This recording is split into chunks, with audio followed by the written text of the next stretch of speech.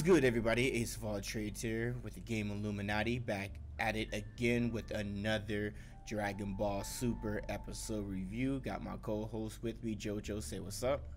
What's good, everybody? True. So we will be discussing episode 122, For One's Own Pride, Vegeta's challenge to be the strongest.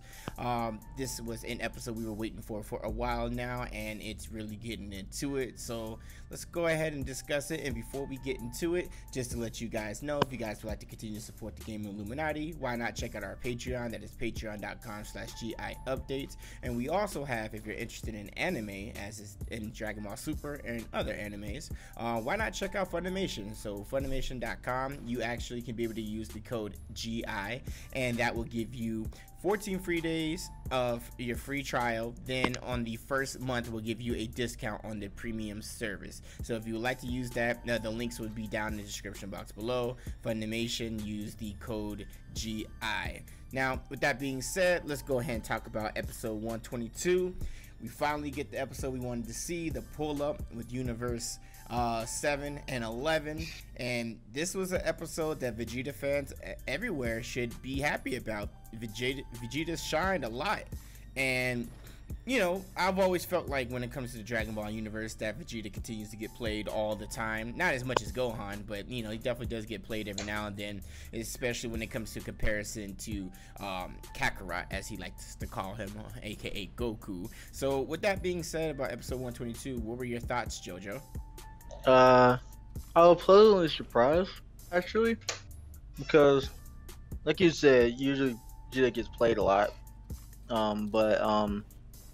As of recently, Vegeta been getting his clout, and I was afraid, with all the eliminations that he got and stuff like that, that he was just gonna get knocked out over some like fluke shit. But he pulling up, and he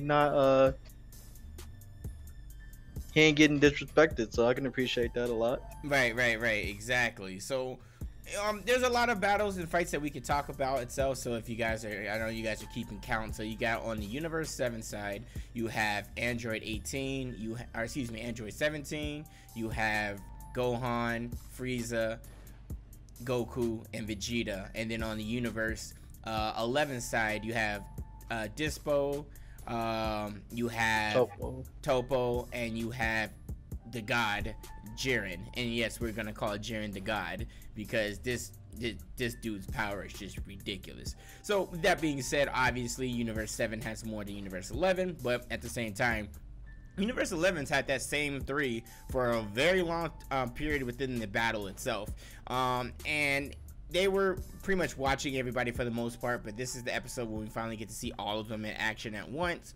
And let's talk about one of the first battles I want to talk about, and that is Frieza versus Dispo. All I'm gonna say is this: Frieza may be very cocky, but Dispo was putting in work against Frieza, and it looked like Frieza is struggling. And that's in my opinion itself, because as you guys know, Dispo claims he is the fastest in all of the universes itself, and he used his after image technique with Frieza, and of course he's seen this countless times before with his Saiyan adversaries. So with that being said, Frieza has been used to it, and he pulls up on, and Dispo tries to pull up on him. Frieza uses his tail, and Dispo is shocked. But what I didn't expect is for Dispo to start running off with Frieza and dragging Frieza like a rag doll. What did you think about that battle between Frieza and Dispo? Well, Frieza wasn't full power, and like you said, Frieza just being cocky Frieza. For some reason, Frieza hasn't yet to like show his max power yet. Right. He's just been chilling in the background, just waiting to buy any time. Since we all know he plotting some bullshit. Okay. I won't be surprised if I see some bullshit being plotted in the next couple episodes. But I wasn't too surprised because Frieza was in golden form, and he was his final form. Dispo was putting in work against Super Saiyan God Goku at one point. So that's true. That's also and hit true. Too. So yep, that's also very, very true. So now, will Frieza lose the Dispo? Hell no, that's not happening. But you know. Right, Frieza's touring with him, I think. There's something up. We have to watch it because now that's towards the end of the Tournament of Power. Something's gonna come up with Frieza, and I have a good feeling about that. So we will see about that. So let's move on to another battle itself. We have Gohan and Android 17 versus Topo, and honestly, Topo's holding his own. Like, he legit, and once again, he was going head to head with Goku when Goku had powered up full power when they had the friendly tournament. So this is not a surprise, but at the same time, it's clear that Topo's gotten stronger since the last time he fought Goku. Plus, Topo had the opportunity to see had the opportunity to see Goku and Gohan fight. So with that being said, I feel like he can utilize some of the techniques that Gohan used and be able to use that to his advantage. And it looks like Gohan and Android 17 are having a hard time with him. He's not being like, anything that moves they're doing doesn't really seem to bother him. What were your thoughts, Jojo? I mean, yeah. I mean, I kind of figured they both have a hard time, seeing as, you know, Goku went up against Kamehameha right to the face in the friendly tournament or whatever. Right. In the exhibition tournament, and he just looked at him. He was like, "And like, you done? You done? Yeah. You done? Or you finished?" and we also seen him like fight Vegeta as well, and he was holding his own pretty easily too. So yeah, that's true. I know Gohan and Android 17 gonna have a hard time, and one of them is gonna get eliminated, probably dealing with Topo, just because he's basically a powerhouse. Like, yeah, he is.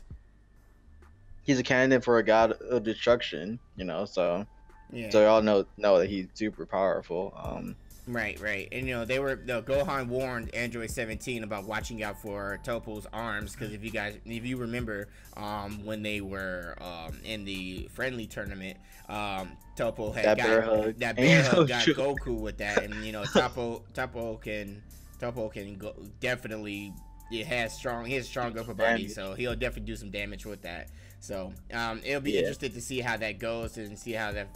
And he's also arrested too. Now I think about it. Yeah, exactly. And we'll see how that develops. Yeah, I definitely do believe that that there will be an elimination when it comes to that battle between Android 17 and Gohan with Topo. I don't think it'll be Topo. I'm pretty sure it'll be Android 17. No. I'm pretty sure it'll be Android 17. But we'll see. Someone will probably go out trying to take him out too. Yeah. I mean, like I said, we will see. One thing I forgot to mention that I thought was very interesting itself.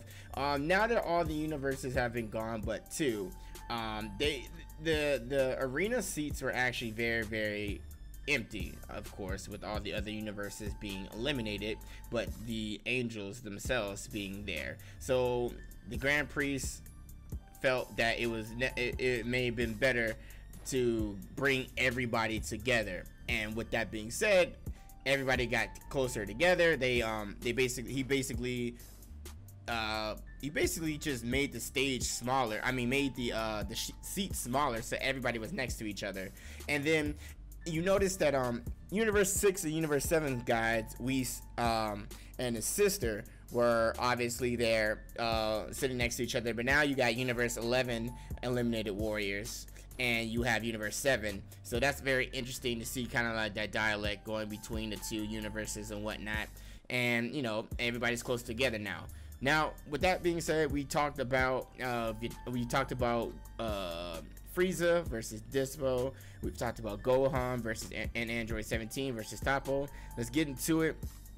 Originally, it started Super Saiyan Blue Goku versus Jaron. This is the moment we were waiting for. We see both characters walking up each other, basically squaring each other up, saying, you know, what's good? What you doing part of this neighborhood? You already know what happened last time. Are you ready? And like, Jaron is cocky as hell. You know, I mean, he has every reason to be. And we see Goku and Jaron go at it. Then out of nowhere, here comes Vegeta. And if you guys know how Vegeta is, if you guys have been watching Dragon Ball forever, he has always wanted to push himself further and further, especially so he can be past Goku. And he wants that light. He wants that recognition of him saving everybody, him being the one guy that actually everyone has to say thank you, Vegeta, for help. Like, as much as he may act like he doesn't, he wants that shine. Even when they were fighting against Frieza back in the Resurrection F arc and the movie itself, you know, Vegeta and Goku go at it all the time. And Vegeta was like, no, you stay out of it this time. This is my time. And spoiler alert if you haven't seen it already. When Goku kills Frieza again, Vegeta's pissed because he knew it was his turn. It was his time. But that shows in the Tournament of Power. Vegeta goes in and he's going against Jaron. Jaron, being the god that he is, knocks back Vegeta. But then Vegeta gets this power boost out of nowhere and starts going in on Jaron, and then gets knocked back again. Goku goes in and they're fighting each other, and then Vegeta observed Jiren's attack pattern basically when he knocked away Goku. So the thing is, the way Jiren was attacking, it was multiple punches at once. We've seen this before in previous when him and Goku fought before, and we see it again. But one thing is that I've always spoke about with Vegeta. Vegeta has always been the better fighter when it comes to a strategic way of fighting compared to Goku, because Goku's, you know, he's lighthearted. Sometimes he puts his guard down, everything along those lines. So when Vegeta observed the attack from Jiren, the next time that Jiren used that attack on Vegeta, it almost seemed like Vegeta was using Ultra Instinct in a way. What are your thoughts about that, Jojo? It's definitely a nice little thing that happened for Vegeta. It's definitely not Ultra Instinct, but I feel like he's yeah, I feel like he's developing a different sort of power from Ultra Instinct. Correct. Yeah, because you saw the way he moved and everything like that. Like, literally, and you know what, maybe he just guessed and he was lucky, but he observed the previous attack, and then you saw how he moved. It was Ultra Instinct like, but the thing was, it's something different. And for the moment, a lot of people, so we thought that maybe that Vegeta was also trying to get Ultra Instinct against Jiren, and then Vegeta gets through Jiren's attack and actually attacks Jiren, that sends him flying. But the thing was that was very weird to me was just like, they sat there and had Vegeta's hand, fist, and Jiren's stomach for like a good few minutes. It's like, okay, we get it. But it's like, what's about to happen? Like, we know dang well that Jiren is not going to be fully affected by that. So why y'all acting like it is? Like, what were your thoughts about that when they sat there for so long with Vegeta's fist and Jiren's stomach, and Vegeta was just grinning? I mean, it's one of those screenshot moments. Yeah, pretty much, because you know, like when Goku did the surfing Kamehameha, they rewind that 3 times. They did every effect they could do to, like, to show that off. But I mean that was dope, and it was cool that Vegeta made that punch, but it was just a punch, and he just sat there. He wasn't black. He didn't have to do no damage either. Like, exactly. He didn't do nothing. It was just more shock than anything else. Yeah, that's exactly what it was. It was shock value. And then with that being said, all right, so Jiren gets hit by Vegeta. Everybody's shocked. The God of Destruction and the Supreme Kai of Universe 11 were like, what's going on? And then all of a sudden, Jiren shows why he's the god and just destroys Vegeta. And with that being said, and then telling Vegeta, just one thing about Vegeta that you know that you cannot tell him, that he won't ever defeat somebody and that he's not better than whoever he's going against. That clearly is what pushes Vegeta the most itself. And with that being said, that pushes Vegeta to the edge, and he starts charging his final flash. And he was talking about his Saiyan pride, And we talked about this earlier in the video about the Ultra Instinct like movements from Vegeta. Vegeta has given up on obtaining Ultra Instinct. He says, and I quote, he will leave Ultra Instinct to Kakarot, and he's going to defeat Jaron in his own way. And with that being said, he charges his final flash attack. Jaron clearly sits there, getting ready to take on his final flash attack. Everybody heads on. We knew this was gonna happen, but Jaron takes it head on. Everything. You see Jaron on the ground for a moment, and then Jaron the God comes back and just, man, literally just takes that ki blast right there. Vegeta's face is just like he didn't even know what to do. He's like frozen, like there was nothing he could do. That man Jaron came through and just blasted Vegeta like it was nothing. And that attack from Vegeta did nothing against Jaron. Nothing. All that sitting in there for a moment and everything like that, man, it looked cool, but at the end of the day, Jaron the God could not be dismantled with that. And Vegeta gets knocked back, he gets pounded, laid to the ground, and Goku's worrying about Vegeta. Now, with that being said, that is the end of the episode itself, and of course, it was only a minute. So, look, this is what Bandai Namco is about to do. And they've done this before, but I'm telling you right now, it's about to be probably the next, because there's 8 minutes left for the Tournament of Power. They are going to do at least 5 to 6 more episodes in these last 8 minutes, guaranteed. What do you think, Jojo? Yeah? No? Let's see. It's January. Let me see. It's gonna be until March. March. Yeah, that's what I'm saying. Until March. Gotta count the weeks. Right. It's January 8th as the time of recording, and I'm guarantee you this Tournament of Power is not gonna be over with until sometime in March. March, folks. 2 months from now, March, and there's only 8 minutes left in the battle. Now, with that being said, we see the preview for the next episode, which is Body and Soul Full Power Release Goku and Vegeta.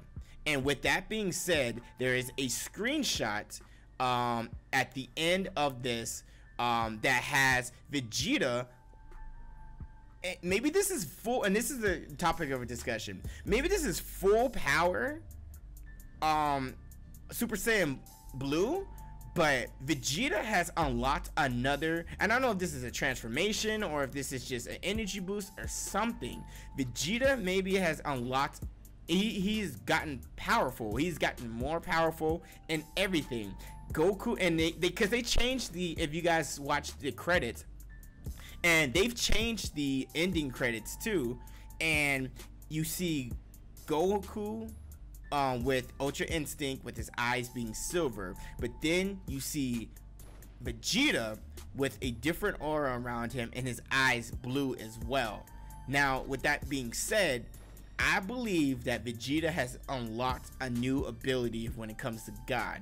He's at full power, so he has broken his limits and he has pushed even further.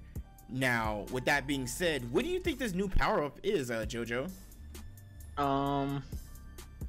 I'm not 100% sure. A lot of people are probably saying like it's like a mastered Super Saiyan Blue form. Right. I've seen people talk about that. Some people are like maybe an Ultra Instinct in like blue form, but I don't think it's Ultra Instinct in blue form. I think it's more of a mastered Super Saiyan God Blue or something along those lines. Yeah. I'm not sure. I do have a theory in mind, like, but what's your theory? Let the people know. Like, so you know, like how he was able to see Jaren's movements, like, right. Like from, I'm thinking something like Uchiha, like Sharingan BS sort of thing. So I don't know. Right. That's just my theory. Over the wall theory. Yeah. Okay. I mean, what we're gonna see in the next episode. I mean, like I said, this episode overall was a great episode itself. We saw a lot of, and I know a lot of Vegeta fans are very excited. I mean, I like Vegeta itself. I mean, I continue to like him more and more. I think the dialogue between him and Goku is always funny and hilarious. I like Vegeta's fact that he will always strive to be stronger, and Goku always has one step on him. But I'm curious to see when will they ever make Vegeta the hero? I mean, like, and when I mean hero, he's been the hero before, absolutely. I mean, are they gonna really? Will they ever give Vegeta the true shine that Vegeta deserves? I feel like he's been. Look, he can be a dick. Yes, he can be, absolutely. But he still does have. He still does like protect the Earth very well and the rest of the universe and everything. And you know, we've given him crap for so long. Don't you think Vegeta deserves to be the guy that shines? And Goku's the one thanking Vegeta? I'm just saying. I think Vegeta deserves it. It's probably not going to happen, but I'm all for it. If they ended it with Vegeta winning it, I wouldn't be mad. But we will see. The next episode is going to be episode 123, Body and Soul, Full Power Release, Goku and Vegeta. Do you have any statements for this review, Jojo? No, I just can't wait for next week. True. All right then. With that being said, we appreciate everybody for coming through. Thank you guys so much. And before we go ahead and end this, if you guys haven't picked up your GI hoodie yet, be sure to go ahead and pick that up. Get yourself a fire hoodie.